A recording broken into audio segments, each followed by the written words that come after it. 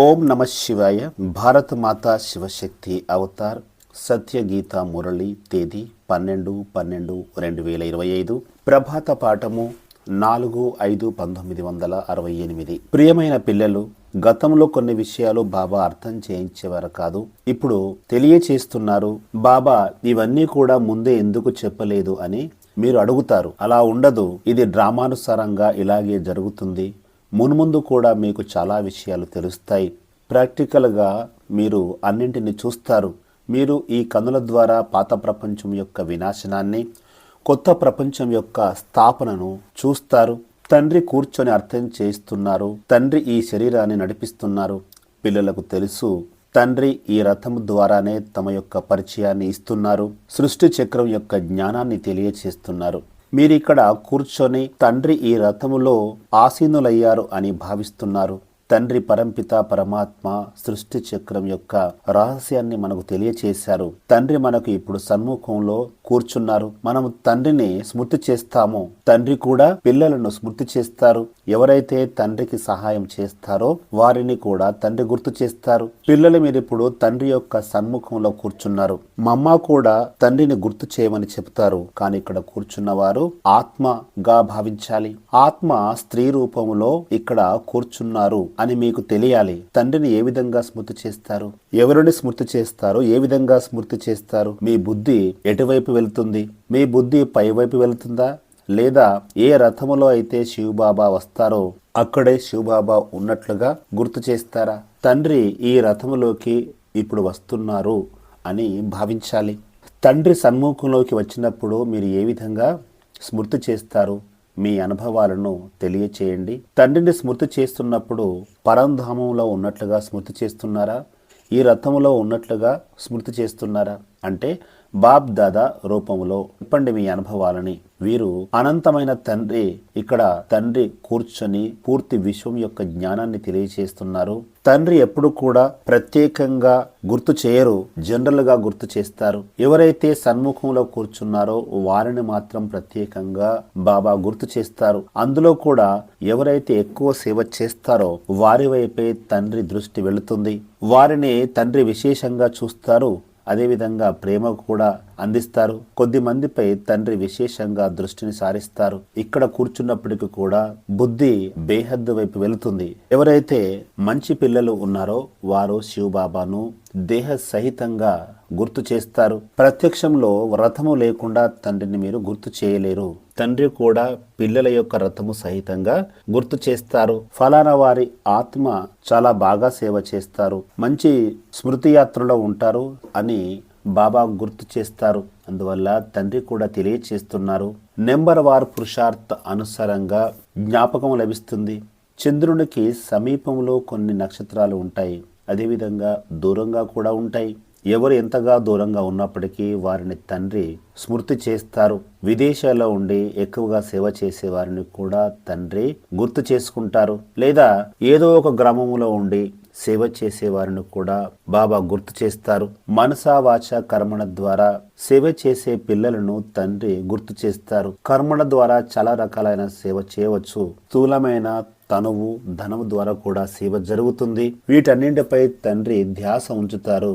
ఈ పిల్లలు ధనం ద్వారా ఎక్కువ సేవ చేస్తున్నారు, వ్యక్తిగతంగా పురుషార్థము చేయలేకపోతున్నారు. వారి యొక్క స్థితి కూడా అంతగా బాగా లేదు, కానీ ధనం ద్వారా సేవ జరుగుతోంది. అనేక మంది కళ్యాణం జరుగుతుంది. జ్ఞానము అంతగా లేనప్పటికీ సేవను బాగా చేస్తారు. కానీ కొద్దిమంది తమ దగ్గర సమయమే లేదని చెబుతారు. కానీ అలాంటప్పుడు ధనము ద్వారా సేవ చేయవచ్చు. దాని ద్వారా తండ్రి విశ్వవిద్యాలయాన్ని తెరుస్తారు.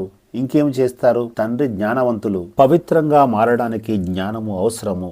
నన్ను స్మృతి చేసినట్లయితే మీ యొక్క వికర్మలు వినాశనం అవుతాయి. తండ్రి ప్రస్తుతము ఇక్కడే ఉన్నారు. వారు మన యొక్క అనంతమైన తండ్రి, ఉన్నతోన్నతులు. వారిని తప్పకుండా గుర్తు చేయాలి. గుర్తు చేయడంలోనే కష్టము ఉంది. మీరు వ్యాపార వ్యవహారాలు నిర్వహించుకోవచ్చు, కానీ తండ్రి మనందరినీ విశ్వానికి అధిపతులుగా చేస్తున్నారు అని గుర్తు చేసుకున్నా చాలు. మనము తండ్రికి సహాయం చేస్తాము. సెంటర్ లేదా కాలేజీను తెరుస్తాము. దీని ద్వారా అనేక మంది కళ్యాణం జరుగుతుంది. దాని ద్వారా మీకు ఫలితము లభిస్తుందని అర్థం చేసుకుంటారు.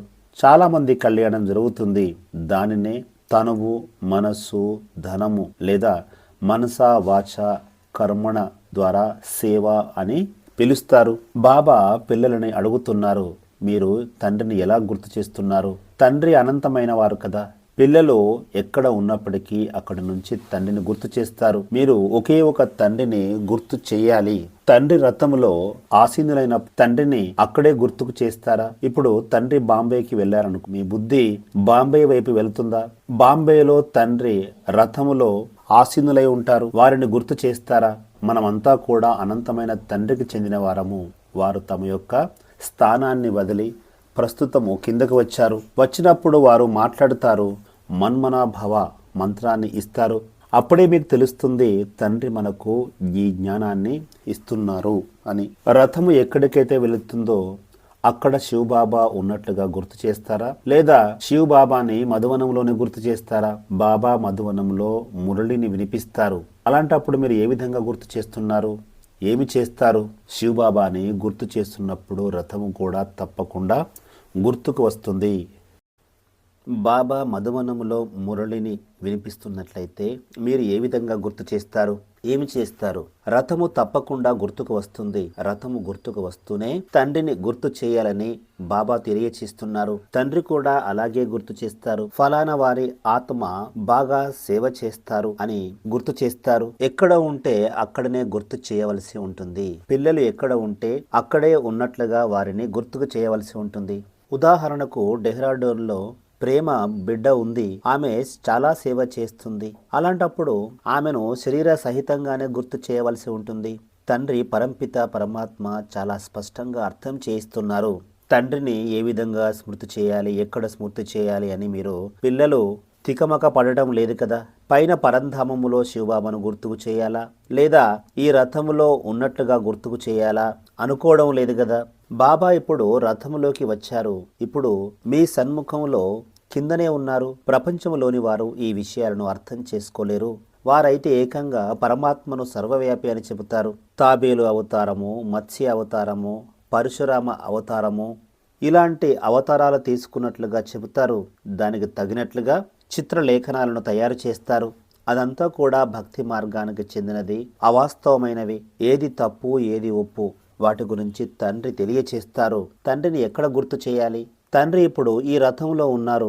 పిల్లల ద్వారా తండ్రి ఇక్కడే సేవ చేయిస్తున్నారు. పిల్లలు కూడా తండ్రిని అడుగుతారు, బాబా మమ్మల్ని ఈ రోజు భక్తుల వద్దకు తీసుకువెళ్ళండి, వారు దేవతలను పూజ చేస్తారు. అలాంటి వారిని కూడా చూపించారు. రాతి విగ్రహాలను తయారు చేసి వాటిని అలంకరించి ఎంతగా పూజ చేస్తారు. అలాంటి దేవతలకు వీడ్కోలు చెప్పే సమయంలో వారు ఎంతగానో ఏడుస్తారు. ఎలా ఏడుస్తారంటే జీవించు ఉన్న వారిని వదిలిపెట్టినట్లుగా భావించి ఏడవడం ప్రారంభిస్తారు. పెద్ద పెద్ద విగ్రహాలను నిమజ్జనం చేసే సమయంలో కూడా ఏడవడం ప్రారంభిస్తారు. నిజంగానే దేవతలు మునిగిపోతున్నట్లు అనుకుంటారు. నిమజ్జనం చేసే సమయంలో ఆ విగ్రహాలు నీటిలో మునగకపోతే కాలితో తన్ని మునిగేలా చేస్తారు. అంతకు ముందు కాని పూజ చేసే సమయంలో అలంకరిస్తారు, తినిపిస్తారు, తాగిపిస్తారు. ఇదంతా కూడా భావన మాత్రమే. దీని కొరకు ఖర్చు కూడా చాలా జరుగుతుంది. ఆ తర్వాత దానిని నిమజ్జనం చేస్తారు.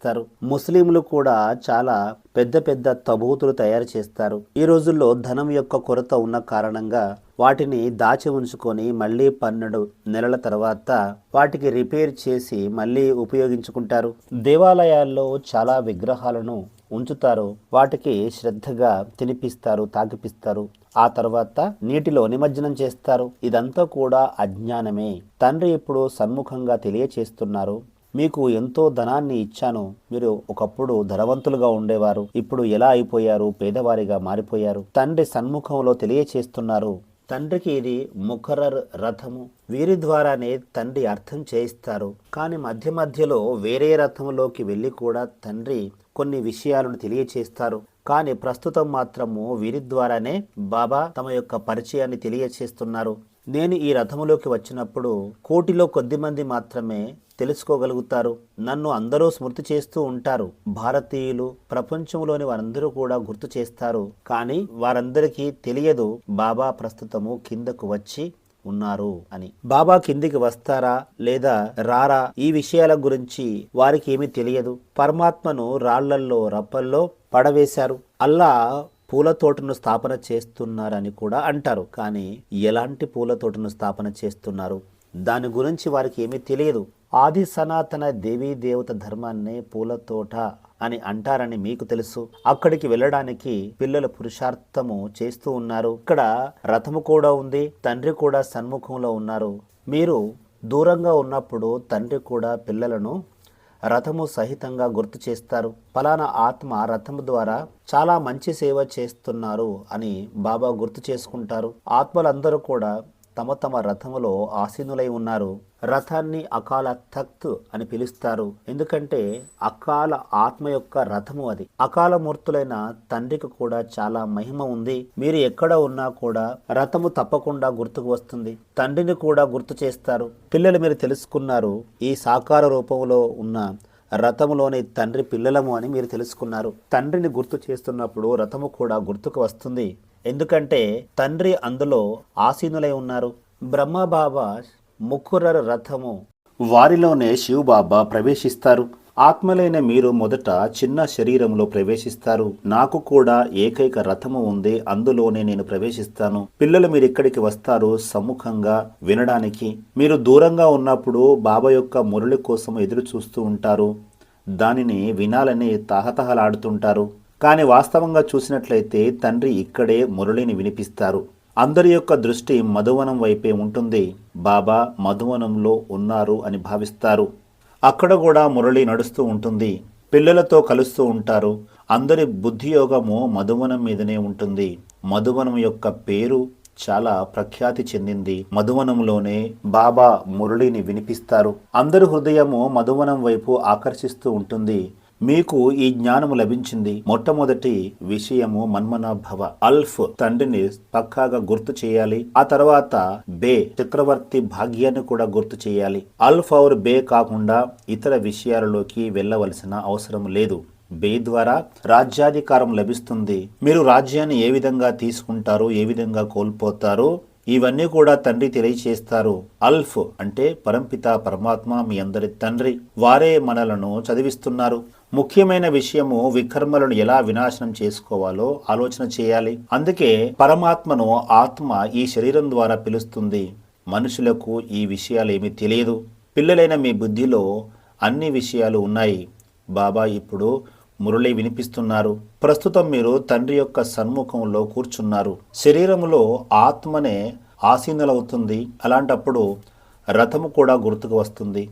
ఈ రథములో బాబా ఉన్నారు అంటే ఇద్దరు ఆత్మలు ఉన్నాయి అని అర్థం. ఇక్కడ దాదా బ్రహ్మ బాబా కూడా తండ్రి సమానులే. కొత్తగా వచ్చిన వారు తికమక పడతారు. బాబా మేము ఎక్కడ గుర్తు చేయాలి, ఎలా గుర్తు చేయాలి? పిల్లలైన మీరు అర్థం చేసుకున్నారు. బాబా ఒకవేళ మధువనంలో లేనట్లయితే బాబాను కలవడానికి ఎవరు వస్తారు? బాబా ఒకవేళ బొంబాయిలో ఉన్నట్లయితే బాబాను కలవడానికి అంతమందికి అవకాశం లభించదు. ఇది మధువనము, అందరికీ అవకాశం లభిస్తుంది. ఇది మధువనము, పిల్లలు నివసించే స్థానము. శివబాబాను ఈ రథం ద్వారా కలవడానికి వస్తున్నాము అనే ఆలోచన ఉంటుంది. ముఖ్యంగా మిమ్మల్ని మీరు ఆత్మగా భావించాలి.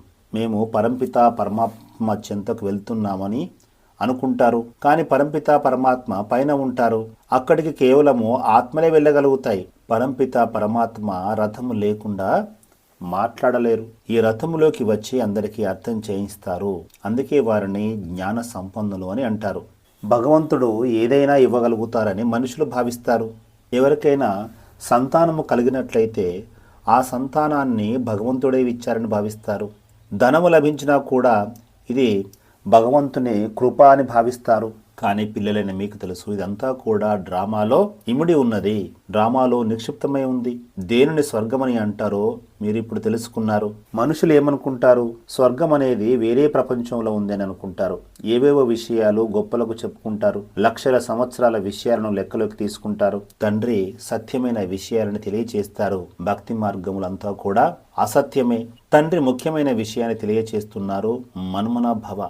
భగవద్గీతలో కూడా మన్మన భవ అనే అక్షరము ఉన్నది. కానీ అర్థమేమి తెలుసుకోలేరు. దేహంతో పాటు దేహ సహితంగా అన్ని సంబంధాలను వదిలిపెట్టాలి. భగవంతుడు పిల్లలందరికీ తెలియచేస్తారు. వారికి అనేక మంది పిల్లలు ఉన్నారు. ఇది అనంతమైన చదువు. తండ్రి ఎప్పుడు కూడా పుస్తకాన్ని చూసి చదవరు. వీరు అంటే బ్రహ్మ బాబా చదివారు. తండ్రి వీరిలో ప్రవేశించగానే భగవద్గీత పుస్తకాన్ని, శాస్త్రాలను పక్కన పెట్టేశారు. అంతవరకు ఉన్న గురువులందరూ కూడా పక్కకెళ్ళిపోయారు. ఇది భక్తి మార్గానికి సంబంధించినదని చెప్పగానే బాబా ఈ నిర్ణయాన్ని తీసుకున్నారు. అంతకుముందు బ్రహ్మ బాబాకు ఇవేమి తెలిసేటివి కావు. ఇంతకుముందు ఇలాంటి విషయాలు ఎందుకు చెప్పలేదు బాబా అని పిల్లలు అడుగుతుంటారు. బాబా ఏమని చెబుతారు? ఇదంతా కూడా డ్రామాలో నిక్షిప్తమై ఉన్నది. డ్రామా అనుసారంగానే నేను వినిపిస్తాను అని చెబుతారు. ప్రతి దానిని కూడా మీరు ప్రాక్టికల్ గా చూడగలుగుతారు. ప్రతి దృశ్యాన్ని ఈ కన్నుల ద్వారా తిలకించాలి. పాత ప్రపంచం యొక్క వినాశనము, కొత్త ప్రపంచం యొక్క స్థాపన జరుగుతుంది. అంతేగాని గణేశుడు, హనుమంతుడు, దేవతలందరూ కూడా భక్తి మార్గానికి చెందినవారు. ఎన్నో చిత్రాలను తయారు చేశారు.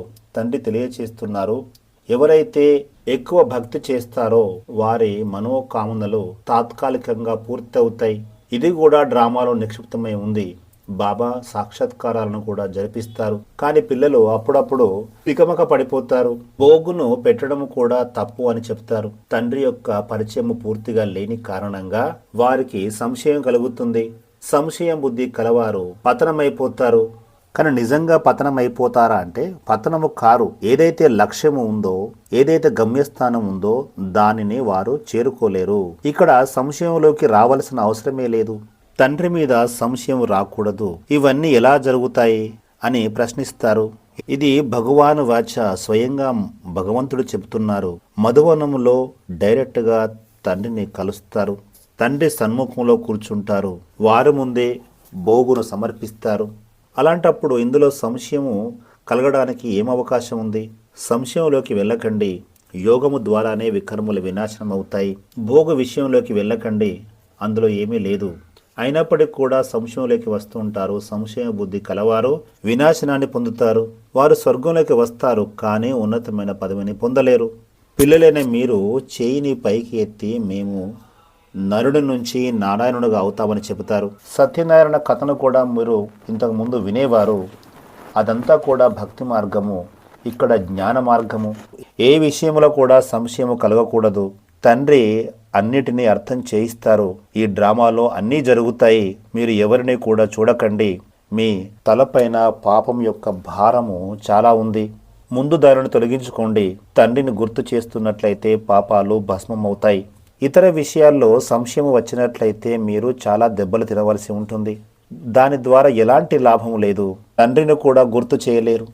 ఆత్మీయ పిల్లలకు ప్రియ స్మృతులు వరదాన్. కమల ఆసన్ ధారీ భవ. కమల ఆసనము అంటే సదా కర్మేంద్రియాల ద్వారా చేస్తూ కూడా ఇంద్రియాల పట్ల ఆకర్షణ కలగకుండా న్యారా ప్యారాగా ఉండటము.